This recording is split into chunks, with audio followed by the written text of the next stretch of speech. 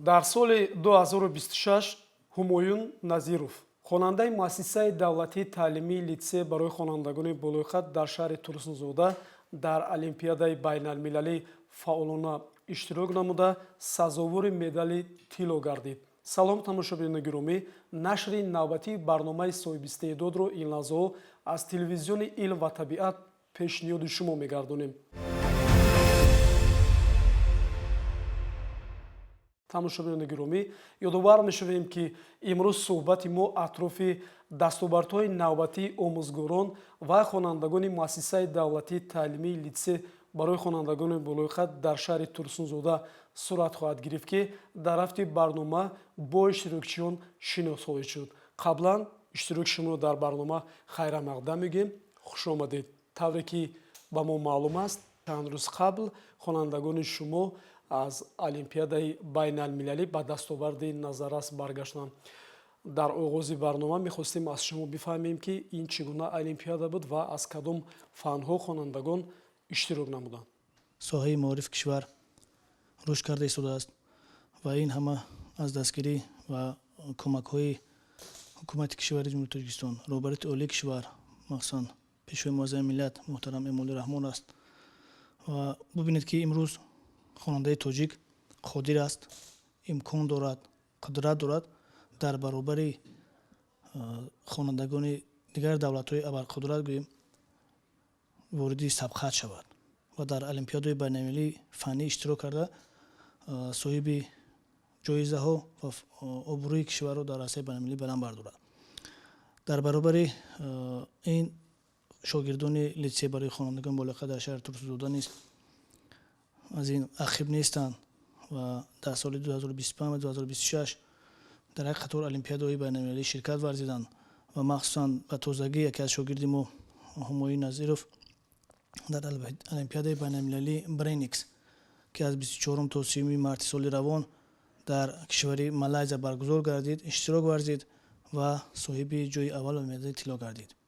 албатта ҳама ин дастовардҳо, ҳама ин муваффақиятҳо албатта бо кӯшишу ғайрату заҳматҳои худи шогирд, омӯзгорон, волидайн ва вазорати маорифи кишвар ба ҳисоб мераванд.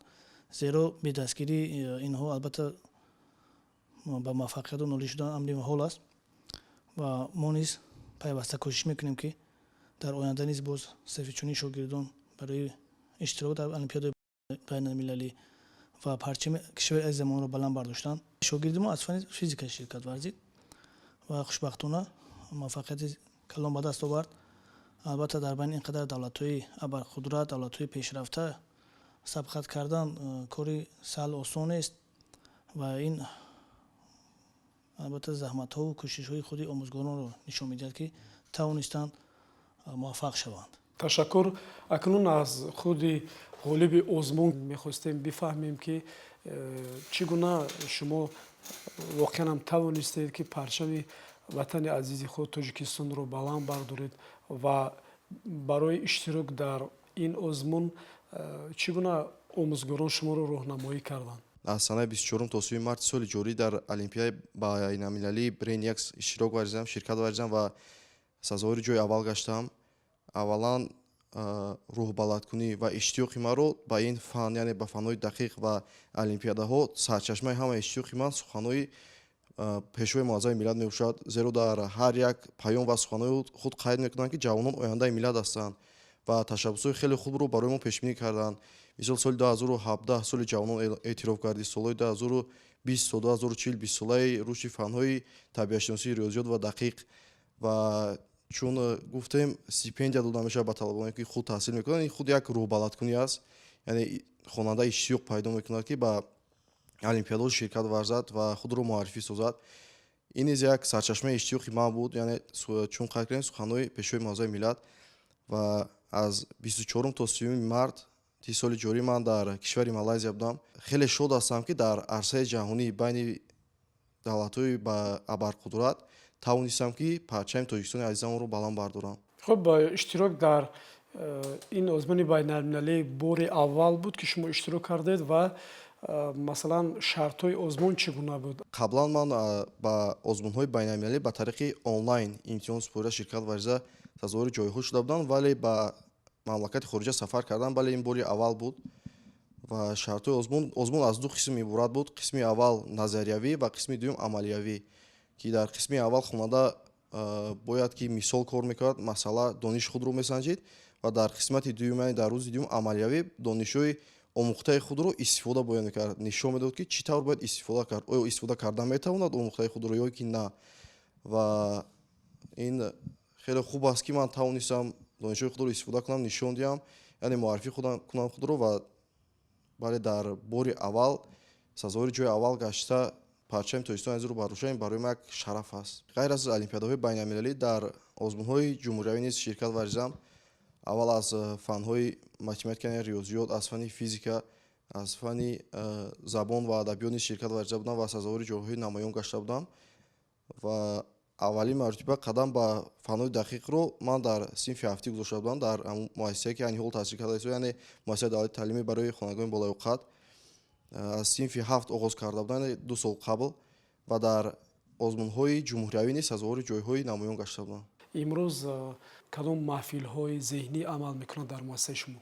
муассисаи мо таълими фанҳои дақиқ бо забони англисӣ бароҳ монда шудагӣ аст ва ин худ имконият медиҳад ба шогирдон ки бо як каме заҳмат, каме кӯшиш дар олимпиадаи байналмилалӣ муваффақ шаванд. албатта дар муассисаи мо захираҳои олимпӣ амал мекунад. омӯзгорони махсус мо сафарбар кардагӣ ҳастем ва рӯзҳои муайяни дарсҳои олимпиада ба роҳ монда шудагӣ аст, ки омӯзгорон ба ин хонандагон аз фанҳои дақиқ дарс меомӯзанд ва барои олимпиада омодагӣ мебинанд. албатта барои муваффақ шудан дар олимпиадаҳои байналмилалӣ ё ки сафарбар кардани шогирдон дар ин олимпиадаҳо 1 солу 2 сол албатта камӣ мекунад. барои ин албатта заҳматҳои шабонарӯзӣ кашидан дар кор аст, солҳои зиёд заҳмат кашидан дар кор аст, то ки як хонанда барои сабқат кардан дар баробари дигар давлатҳои пешрафта тайёр шавад. албатта имрӯз муассисаи мо барои ин чиз омода аст. мо таҷрибаи чандин сола дорем ва омӯзгорони хеле соҳиби истеъдод ва муваффақ низ дорем, ки бе мушкилӣ метавонанд ки хонандагонро барои олимпиадаи байналмилалӣ омода созанд. ташаккур. аз дигар иштирокчиёни озмун мехостем бипурсем ки онҳо дар кадом озмунҳо иштирок намуданд ва то имрӯз чӣ натиҷаҳои беҳтаринро сазовор гаштанд. марамад аз хурдӣ ба илму дониш завқи бениҳоят зиёд дорам ва мехоҳам сатҳи дониши худро такмил бидиҳам. бо эҳсосоти ифтихор мехоҳам аз дастовардҳои худ ёдовар шавам, ки ҳамзамон гирандаи стипендияи президентии ҷумҳурии Тоҷикистон ҳастам. албатта ин на танҳо шараф, балки як вазифаи бузург аст. ман мехоҳам бо илму донишам ва рафтори худ ба ин ном сазовор бошам. ва тӯли 5 сол аст ки ба олимпиадаи забони давлатӣ иштирок карда истодаам ва дар ин муддат соҳиби ҷойҳои намоён гаштам. бо истифода аз ин фурсати муносиб арзи сипоси худро ба асосгузори сулҳу ваҳдат, пешвои миллат муҳтарам Эмомалӣ Раҳмон мерасонам, ки барои мо ҷавонон чунин шароити мусоид ва дастгирии пайвастаро фароҳам оварданд. ин ғамхориҳо ба мо илҳом мебахшад, то ки бештар бихонем ва ба ватани худ содиқона хизмат бикунем.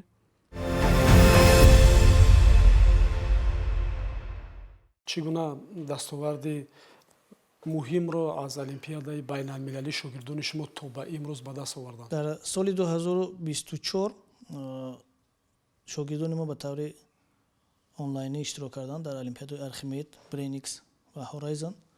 аз он 20 медал ба даст овардем ва дар соли 2025 бошад ин шумора ба 30 адад расид. ва дар баробари ин дар олимпиадаи ҷумҳуриявӣ низ назаррас аст ва мо дар соли 2025 соҳиби 25 медал гардидем дар олимпиадаи ҷумҳуриявӣ, ки ин ҳам албатта кори сода нест. барои ин заҳмату кӯшишҳои зиёд лозим аст ва дар оянда низ мо боз ба нақша гирифтагӣ ҳастем. як қатор чорабиноҳо низ ба нақша гирифтем, ки барои боз ҳам зиёд кардани захираи медалии худро дар олимпиадаи байналмилалӣ ва ҷумҳурӣ ба роҳ монем. гурӯҳҳои олимпӣ ё ки захираи олимпӣ به مهیا کردن شرایط و دست آوردن موفقیت غیر امکان است. به همین خاطر ما تمام شرایط ها را برای شاگردان در مؤسسه فراهم آوردیم، مخصوصا محفل های فنی، محفل های ذهنی از فن های دقیق، مثلا شیمی، فیزیک، بیولوژی و مخصوصا باز کابینت های علایده فنی، کابینت های علایده برای آماده کردن المپیادا موجود هستند که خوانندگان پس از درس ها در آن کابینت ها نشسته با آموزگارشان آماده میبینند. غیر از این باز در مؤسسه ما برای آماده کردن خوانندگان در المپیادا شبها نیز محفل ها ما تشکیل کرده هستیم، شبانه، به خاطر اینکه خواننده هر روز که در درس است ساعت زیادی درسی شرکت می‌ورزد، به همین خاطر شبانه نیز ما محفل ها نیز تشکیل کرده هستیم که خوانندگان آماده در مؤسسه با همراهی آموزگارانشون برای المپیادا آمادگی می‌بینند. امروز در آزمون‌های لایحه‌ای چگونه نتیجه‌ها به دست آوردگی هستند تا امروز شاگردان شما؟ البته ما در آزمون‌هایی که لایحه‌ای هستند شرکت می‌ورزیم و برای در یک آزمون لایحه‌ای شرکت ورزیدن البته شوق و ذوق خواننده بیدار بودنش لازم است که برای این خدمت و کمک آموزگار خیلی زیاد است. برای در آزمون‌های که المپیاداهای لایحه‌ای شرکت ورزیدن ما همه ساله در مؤسسه هفته‌های فنی برگزار می‌کنیم که در دایره هفته‌های فنی نمایش‌های علمی برگزار می‌شوند. مثلا در این سال ما 2 مرتبه نمایش‌های علمی برگزار کردیم از فن شیمی و بیولوژی و همزمان فن متماتیک که در اینجا خوانندگان زیاده از 50 لایحه‌های علمی و ایجادی تیار کرده خودشون رو پیشنهاد می‌کنند و اینها موردی گویم که سنجش و موردی گویم که بهادهی آموزگاران و هیئت کمیته قرار می‌گیرند و تا یک اندازه هوسمند کرده هم می‌شوند و خودی در المپیادهای لایحه‌ای بین‌المللی شرکت ورزیدن خوانندگان از اینجا شروع می‌شود که یک ذوق و استعداد خوانندگان را بیدار می‌کند. تشکر. شما در کدام آزمون اشتراک نمودید؟ من نیز در المپیادها و آزمون‌های بین‌المللی و جمهوری اشتراک نموده سزاوار جای‌های نمایان گشته بودم. از سال 2021 تا این جانب من با المپیادها اشتراک می‌نمایم. من با افتخار گفته می‌توانم که برای سزاوار گردیدن این جاها به من نه تنها این زحمت‌های نه تنها خود من بود بلکه زحمت‌های همه جانبه لیسه آموزگاران، پدر و مادران و رفیقانم بودند. من اینچنین در المپیادای بین‌المللی اسپلینگ بی نیز اشتراک نموده در سال 2021 جای سوم و در سال 2023 جای اول را اشغال نموده بودم. من غیر از المپیادای بین‌المللی اسپلینگ بی باز به آزمون‌های جمهوریوی اشتراک می‌نمایم و در سال 2022 و 2023 از المپیادای جمهوریوی از فن زبان انگلیسی جای سوم را اشغال نمودم و در سال 2025 جای دوم را اشغال نمودم. اینچنین از دور منطقوی آن جای اول را اشغال نمودم. تشکر زیاد. خوانندگانی که در آزمون‌های سطح بلند به گرفتن جای‌های افتخاری نائل می‌گردند از طرف مؤسسه دولتی تعلیمی لیسه برای خوانندگان بالایقت در شهر ترسونزاده چگونه امتیاز به آنها داده می‌شود؟ به دستگیری و به کمک به موفقیت نائل شدن خیلی مشکل است. به همین خاطر ماموریت لیسه برای خوانندگان بالایقت در شهر ترسونزاده برای خوانندگانی که در المپیادهای جمهوریوی و بین‌المللی صاحب جای‌های یکم و دوم سوم می‌گردند از حق تحصیلشان از 10 تا 30% تخفیف پیش بینی کرده شده است. چون می‌دانیم مؤسسه ما که شرطنامه‌ای است، به همین خاطر در آینده نیز ما در نقشه داریم که باز هم برای زیاد کردن فایز تخفیف از حق تحصیل برای غالبان آزمون زیادتر گردانیم.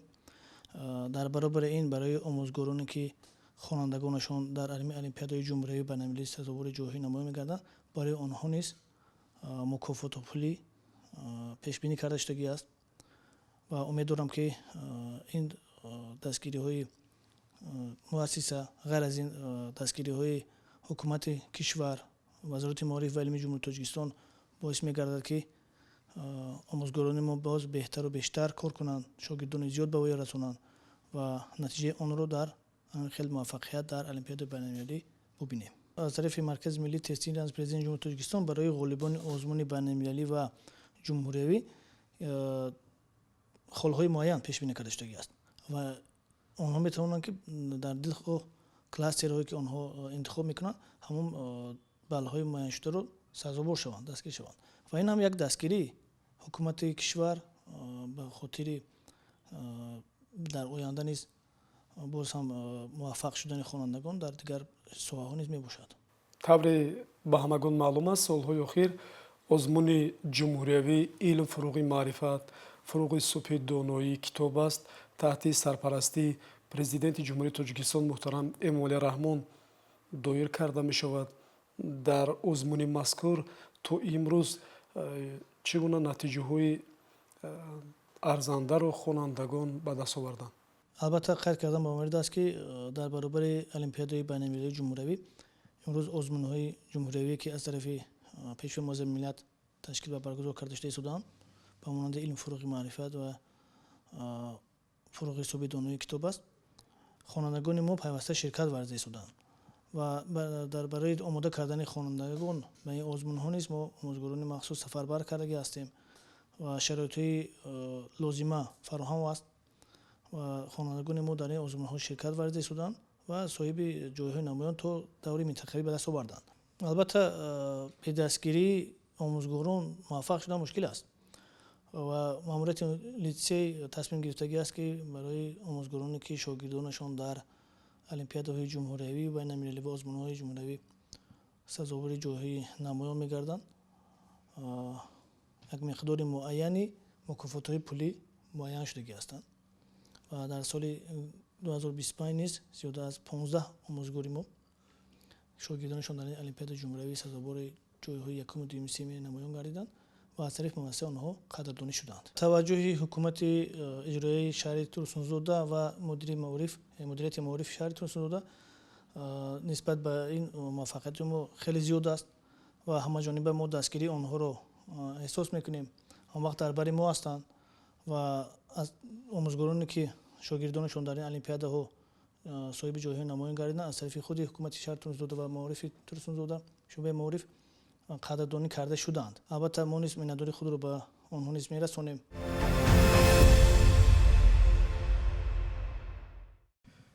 чун хайр кардем аз муассисаи мо хонандагон ба озмуни ҷумҳуриявӣ илм, фуруғи маърифат ширкат меварзанд ва ман низ аз ҷумлаи онҳо ҳастам.